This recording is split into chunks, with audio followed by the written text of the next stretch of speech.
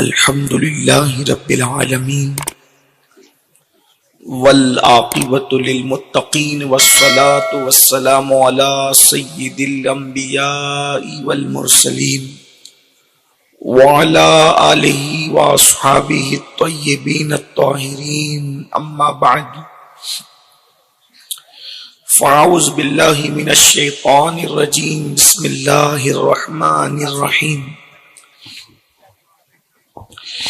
ان اللہ لا یغیر ما بقوم حتی یغیر ما بانفسهم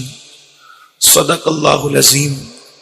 غوث اعظم بمن بے سرو ساما مدد قبلہ دین مدد کعبہ ایمان مدد انتظار کرم تست من عینی را اے خدا جو خدا بینو خدا دا مدد بگرداب بلا افتاد کشتی ضعیفانو شکستہ رات و پشتی بحق کے خواجہ عثمان ہارون مدد کن مدد کن مدد کن یا معین الدین چشتی. ممبر پر رونق افروز ذوی الاحترام ذوی الاحتشام باصفا علماء کرام حاضرین محفل پردہ نشین ماؤں اور بہنوں السلام علیکم ورحمۃ اللہ وبرکاتہ. انتہائی احترام و عقیدت کے ساتھ اپنے اور ساری کائنات کی مرکز عقیدت انیس بے کساں چارہ ساز درد منداں ہم غریبوں کے غم گسار ہم فقیروں کی ثروت شہر یار ارم تاجدار حرم نوبہار شفاعت شب اسرا کے دولہ نوشے بزم جنت دانائے سبل مولائے کل ختم الرسل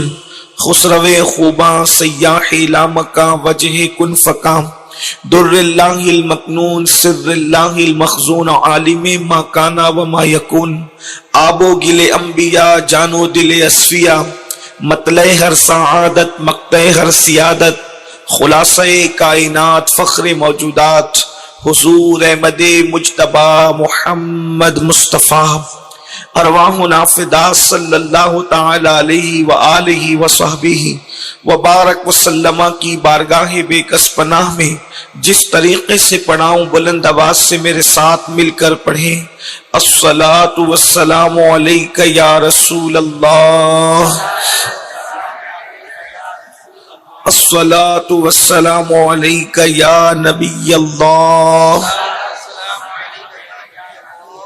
الصلاۃ والسلام علیک یا حبیب اللہ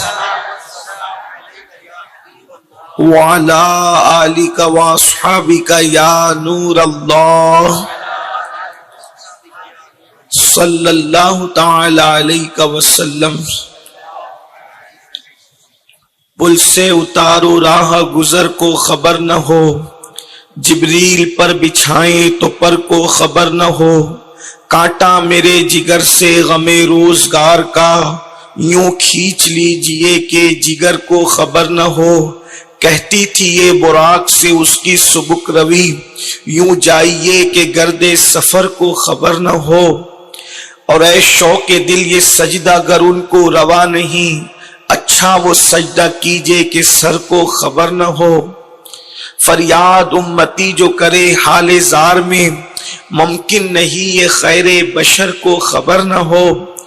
اور ان کے سوا رضا کوئی حامی نہیں جہاں گزرا کرے پسر پہ پدر کو خبر نہ ہو. آج کی یہ محفل اہل سنت و جماعت کے ایک عظیم محسن جنہیں دنیا جلالت العلم حضور حافظ ملت رحمت اللہ علیہ کے نام سے یاد کرتی ہے، ان کے عرس سراپا قدس کے موقع پر انعقاد پذیر ہے. حافظ اکرم صاحب اور ان کی پوری ٹیم قابل مبارکباد ہے اور کمیٹی کے جملہ کارکنان جنہوں نے اتنی خوبصورت اور حسین محفل سجائی. آپ نے مجھ سے پہلے مجھ سے بہت بڑے باعمل علماء خطبہ دانشور اور مفکرین کو سماعت کر لیا ہوگا اور یہ محفل کے اختتامی لمحات ہیں اور مختصر سا وقت ہے. مجھے بتایا گیا ہے کہ یہاں پر پرمیشن کے ٹائم کا معاملہ ہے، تو جتنے وقت میں گنجائش ہے اتنے وقت میں بات پوری کرنے کی کوشش کی جائے گی۔ اسلاف کی قربانیاں، اسلاف کی محنتیں اور اسلاف کے کارنامے جب تک کسی قوم کی نئی نسل کے سامنے نہ ہو تو نئی نسل کبھی بھی آگے کی طرف اپنے سفر کو جاری نہیں رکھ سکتی۔ کسی بہت بڑے مفکر کا یہ قول ہے کہ دنیا کی وہ قومیں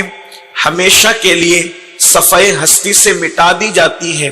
جن لوگوں کے سامنے ان کے اسلاف کا کردار موجود نہ ہو، ان کے سامنے ان کے اسلاف کی پرعظیمت زندگی موجود نہ ہو۔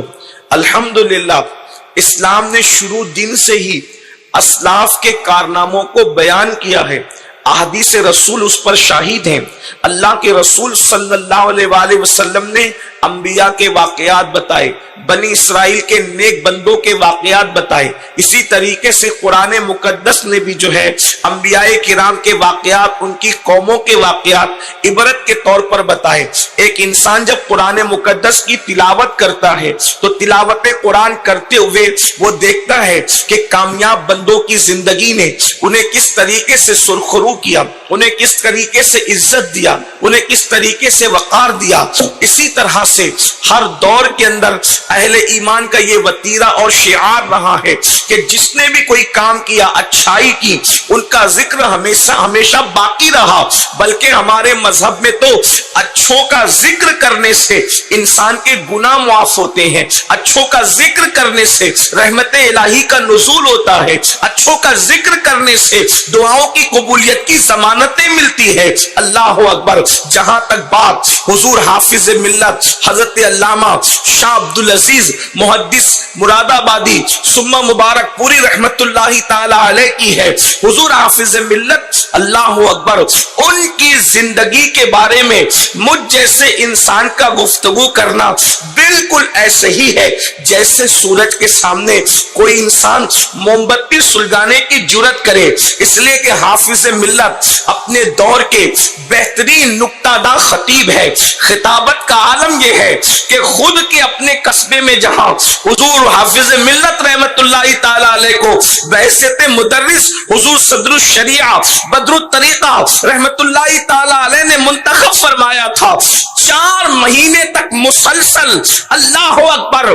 بد عقیدوں اور بد مذہبوں کا جواب آپ عطا فرماتے رہے۔ بالآخر خطابت تھی اور اس کے بعد دلائل کی انبار تھے، علمی نکات تھے۔ اللہ اکبر کہ حضور حافظ ملت 4 مہینے کی محنتوں کے بعد اس علاقے کے ایک گورنمنٹ کے افسر کو کھڑے ہو کر اعلان کرنا پڑا کہ 4 مہینے سے مسلسل میں دونوں طرف کی گفتگو سن رہا ہوں اور بحیثیت